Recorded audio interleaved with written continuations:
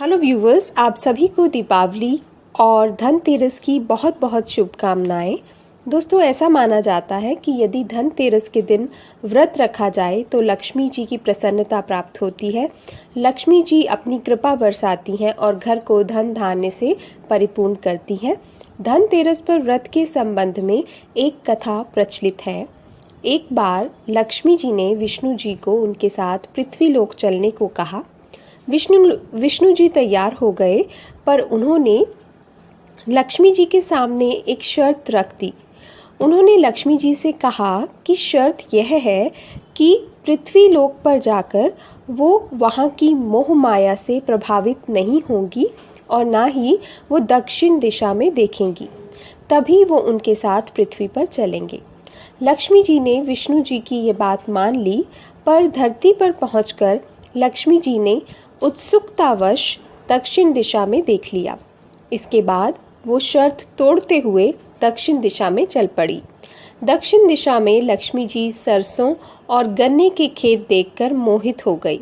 इसके बाद उन्होंने खुद को सरसों के फूलों से सजाया और गन्ने के रस का पान करने लगी। विष्णु जी ने जब यह देखा कि लक्ष्मी जी ने शर्त का उल्लंघन किया है, तो उन्होंने लक्ष्मी जी से अगले 12 वर्ष तक धरती पर रहने और जिस किसान ने यह खेती की है उसकी सेवा करने को कहा। लक्ष्मी जी के आगमन से गरीब किसान रातों रात अमीर और समृद्धिशाली हो गया। ऐसे ही 12 साल बीत गए और लक्ष्मी जी के बैकुंठ वापस जाने का समय आ गया। विष्णु जी जब धरती पर लक्ष्मी जी को वापस लेने के लिए आए तो किसान ने लक्ष्मी जी को वापस करने से मना कर दिया।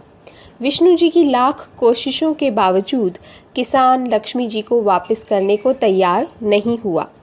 किसान के हट करने के बाद लक्ष्मी जी ने उसे अपना असली रूप दिखाया और बताया कि वह यहाँ नहीं रुक सकती, उन्हें बैकुंठ वापस जाना है। इसके बाद लक्ष्मी जी ने किसान से बताया कि वह हर साल कृष्ण त्रयोदशी के दिन इसके घर आएंगी। उसके बाद वह किसान हर साल लक्ष्मी जी के स्वागत के लिए घर की सफाई करने लगा और दिया जलाने लगा और व्रत करने लगा। इसके बाद किसान की धन दौलत और बढ़ने लगी। जब और लोगों को ये बात पता चली तो उन्होंने भी ऐसा करना शुरू कर दिया। इसके बाद से धनतेरस के दिन व्रत की प्रथा चली आ रही है।